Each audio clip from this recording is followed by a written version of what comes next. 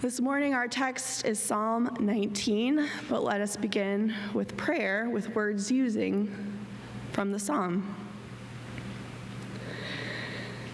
May these words of my mouth and this meditation of my heart be pleasing in your sight, Lord, my rock and my redeemer. Let's listen for the words of Psalm 19. Heaven is declaring God's glory. The sky is proclaiming his handiwork. One day gushes the news to the next, and one night informs another what needs to be known. Of course, there's no speech, no words. Their voices can't be heard, but their sound extends throughout the world. Their words reach the ends of the earth. God has made a tent in heaven for the sun. The sun is like a groom coming out of his honeymoon suite like a warrior. It thrills at running its course. It rises in one end of the sky. Its circuits is complete in the other. Nothing escapes its heat. The Lord's instruction is perfect, reviving one's very being. The Lord's laws are faithful, making naive people wise. The Lord's regulations are right, gladdening the heart. The Lord's commands are pure, giving light to the eyes. Honoring the Lord is correct, lasting forever. The Lord's judgments are true. All of these are righteous. They are more desirable than gold, than tons of pure gold. They are sweeter than honey, even dripping off the honeycomb. No doubt about it, your servant is enlightened by them. There is great reward in keeping them. But can anyone know what they've accidentally done wrong? Clear me of any unknown sin, and save your servant from willful sins. Don't let them rule me. Then I'll be completely blameless. I'll be innocent of great wrongdoing. Let the words of my mouth and the meditation of my heart be pleasing to you, Lord, my rock and my redeemer. This is the word of the Lord. I take a drink. All right, here we go. This passage opens with an appreciation for the beauty of creation, and it was a favorite of C.S. Lewis, who, if in case you didn't know, was the author of books, most popular, The Chronicles of Narnia, The Lion, Witch, and the Wardrobe, and a personal favorite of mine, The Screwtape Letters. What's that I'm hearing from the balcony? You want to do a book club on the Screwtape Letters after Easter? Oh, well, if you insist, I guess we will. And I'm guessing that both he and we can find joy in the Psalm's emphasis on the natural response of awe and wonder, the magnificence of God's handiwork in the world. The passage reminds us to recognize the revelation of God in all of our surroundings, the heavens that declare the glory of God, the skies which proclaim God's handiwork, the day and the night that reveal in their own way holy knowledge, and brings us to the expression of recognition, of gratitude, and of appreciation.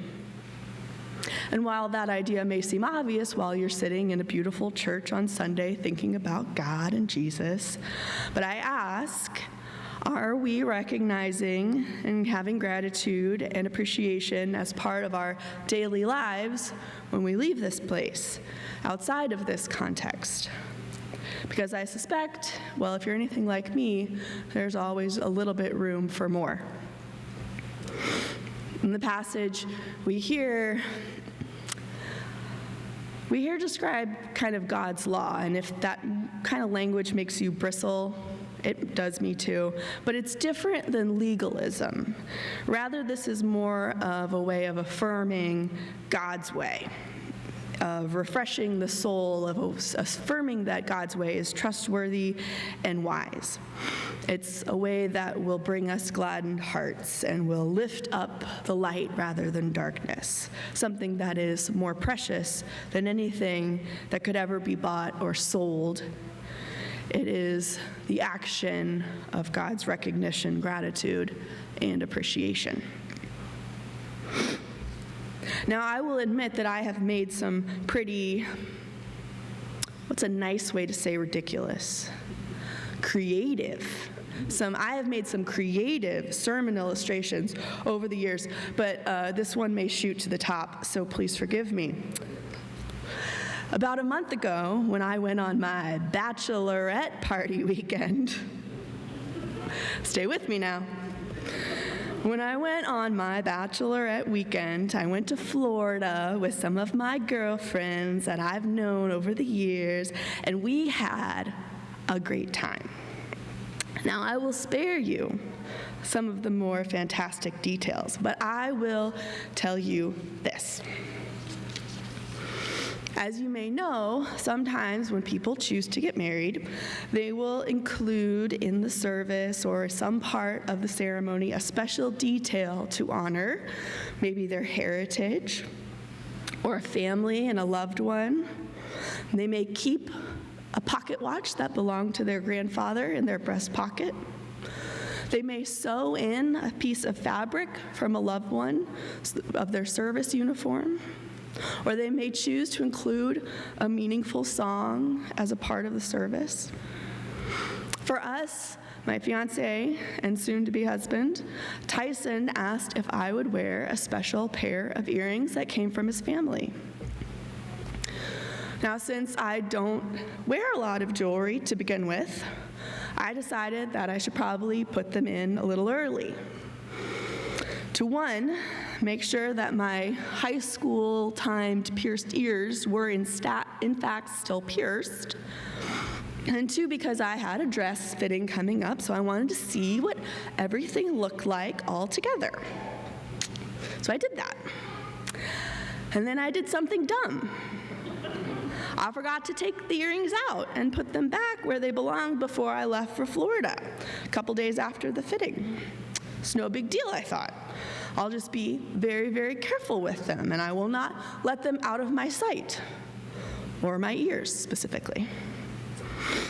So the weekend kicks off, and my friends start arriving from all over the country, and it's time to celebrate. We hit the beach. We start to explore the Hollywood Broadwalk, where the 90s, I must say, never left and are still thriving. There are rollerblades and Barbie-core spandex everywhere. And then we went and had this amazing spa experience at this little pocket Moroccan spa off the Broadwalk. It was so relaxing and special to be able to do with all of these women and friends who have been so important to my life over the years. And they do amazing things. They're teachers and they're writers and they're doctors and they're like executive CEOs and they're parents to all of these amazing children. And that's awesome, but for a little while, they were able to shed all of the stress and the gravity that comes with their amazing, but also pressurizing lives, and they just relaxed, and all of that melted away, and we could tell stories and enjoy our time together. It was really beautiful. Now, for the record, because you're probably a little bit ahead of me on this, I did not forget about the earrings. And I purposely did not take them out at the spa for fear that they would somehow get lost in a bag or in the shuffle. Even to the point that at one point we heard something drop. Bing! I can say, bing, whatever. We heard something drop, and I went, oh no. And we checked. And it wasn't the earring, it was a tile. A piece of tile had fallen. But it had not fallen out at that point. So about a half an hour or an hour and a half later, we are at dinner, having again a wonderful time, and I absentmindedly, as I do, tuck my piece of hair behind my ears, and I felt something. Or rather, I felt nothing. Just the earlobe, no earring. My heart stops. My stomach drops. I don't know. They probably switched places, actually. And a frantic search begins. I check my lap. I check the floor. I check my bag. I check my hair. I have a lot of hair. I go back to the bag. Nothing. I go back to the floor. Nothing. I go back to the bag. Nothing, nothing, nothing. I shout, I have lost my earring. The girls spring into action. Everyone at the table. They are scouring the restaurant. They run back to the bathroom. They grab the server. And now, at this point, as they are searching, my brain, I am emotionally flooding. My feelings have just gone to 11. My brain begins working backwards from all the places it could be. My maid of honor quickly calls the spa. Thankfully, it's one of those self-owned woman who just works all the time. She answers. The spa owner says she lives 5 minutes away. She'll be there. She's going to meet us there. We're going to look for it. The girls call an Uber to take us back to the spa. Now, at this point, my brain has gone from 11 to 55. I don't know what the highest is, but it was high. And it turns against me. My brain turns against me, and I, the villain of the story, the unreliable fool who has lost what was entrusted to her. This is what my brain is saying. And it starts to play over the greatest hits of all of the failures, my personal failures, and the people that I have let down in my life. Not only that, then it assures me that this is a clear sign of all the people that I will fail in the future. Now, that is a lot of emotional suffering to dig up while you are waiting for an Uber. But what can I say? I am an overachiever when it comes to self-deprecation. To say there were no tears would be untrue. There were a lot of tears, a lot of tears. When we get to the spa, the owner, whose name is Nadia, met 3 of us at the door. My maid of honor, Tyson's cousin, Tabby, myself. She hugs me, still crying, assures us that if it is there, we will find it. And friends, we look everywhere. We turned over every chair, every pillow. We crawled across every floor. I'm still in my bachelorette outfit, by the way. So are they. We looked really nice. We're crawling on the floor. We go through every robe that they have, every towel that had been washed, every sheet. My maid of honor goes through the washing machine and the drying machine, thinking maybe it fell out there.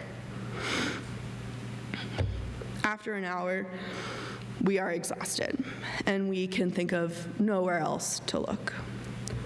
Nadia promises us that she will look again in the morning, have the staff look in the morning, and she piles me into her own personal car and takes us back to where we're staying. When we get to the door, she hugs me, looks deep into my tear-soaked eyes, and says, "It will be all right. He will understand." We get back, the other girls have gone back to where we were staying, and they try to cheer me up. It was an accident, they say. Maybe it will still turn up, they say. They share their own stories of their own misadventures with family heirlooms, while I drink water to replace the buckets that have cried out. Sorry. Speaking of water.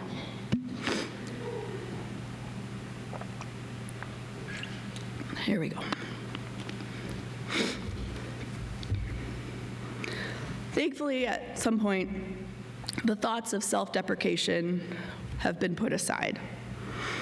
In life, they will always get their time in the sun, but eventually, my faith and my experience of going through other difficulties and a lot of time in therapy have helped me to be able to see a clearer picture when things go wrong. Highly recommend all of those things.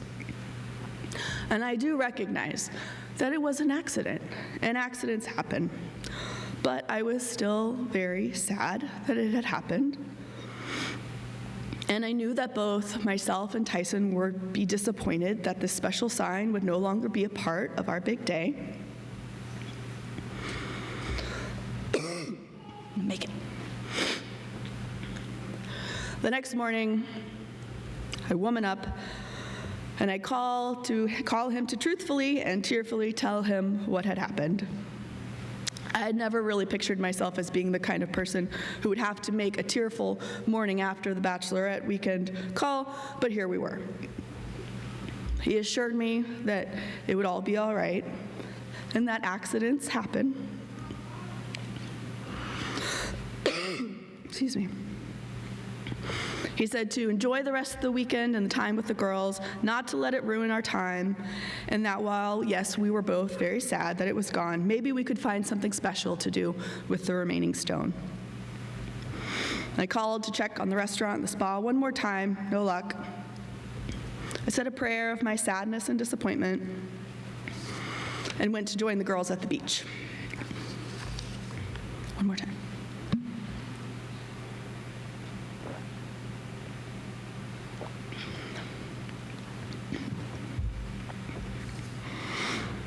You know, I chugged Dayquil before I got here.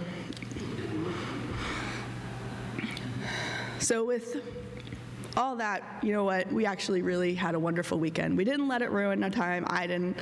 We had a wonderful weekend. We told stories. We laughed a lot. Some of the friends hadn't seen each other in a long time, so reconnected. Even though we grew up together, people live all over the country. Some of my friends didn't really know each other because I met them here, and they're really important to me, but some people had moved away by then, so they got to know each other, and that was one of my favorite parts. It was a beautiful and precious time that we got together.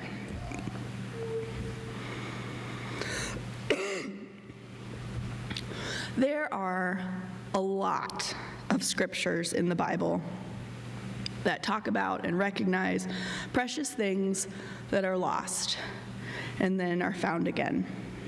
There are coins, there are sons, there are sheep. And when they're found, they are joyfully celebrated with gratitude and appreciation, and those texts are amazing. They're bangers. We love them. But sometimes in life, things go away and they don't return. That doesn't mean that there aren't elements of those experiences that are not worthy of recognition, gratitude, and appreciation. The message of this week, at least for me, is about acknowledging that we all have flaws and make mistakes, but that we have a source of wisdom in times of struggles and an opportunity to recognize them in the forms they come to us. In creation, there are so many of those opportunities of an appreciation for life, in being intentional with what and who we prioritize. God calls us to examine the value of our relationships and our value of those relationships, or in those relationships. I recognize that I lost something important to me and to my soon-to-be family. Maybe you have had a similar experience. But I'm still blessed because from a faithful reflection, I have the opportunity to recognize and have gratitude and appreciation for my friends who gave not just of their time and resources to come and celebrate with me, but who also didn't hesitate to do whatever they could to help comfort and aid me in a time of challenge. Who are those friends for you? Do you recognize them? Do you give them and show them gratitude and tell them how much you appreciate them?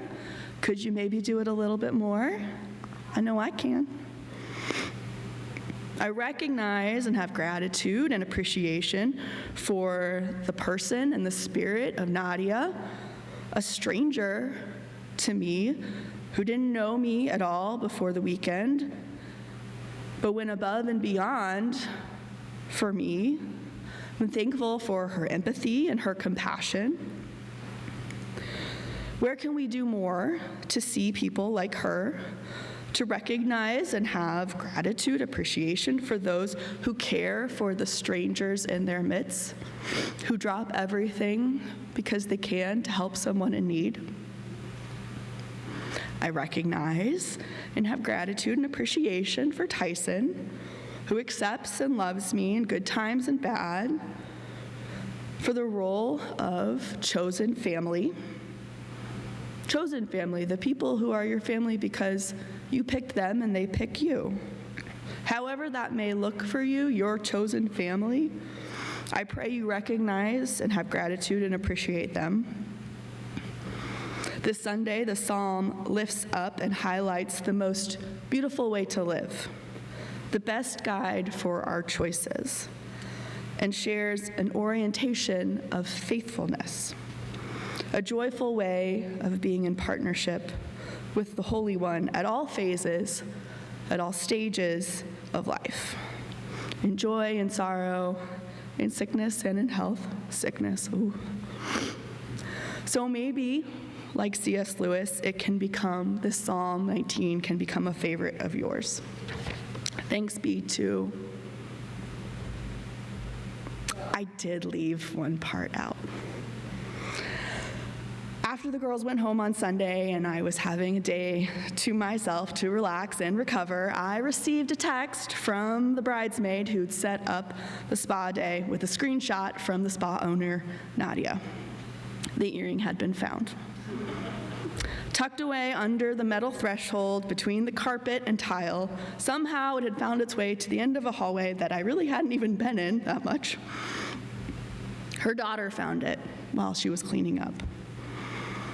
I came with more tears, with flowers and cookies for everyone. And while I stand by the message of this sermon to recognize and have gratitude and appreciation for the most important things in life, valuing those meaningful relationships that have been entrusted to us by God, and that unfortunately there are some things in life that we lose that cannot come back to us, I must admit there were many happy tears and prayers of a gladdened heart to end the weekend. And for that, I will truly say, thanks be to God. Amen.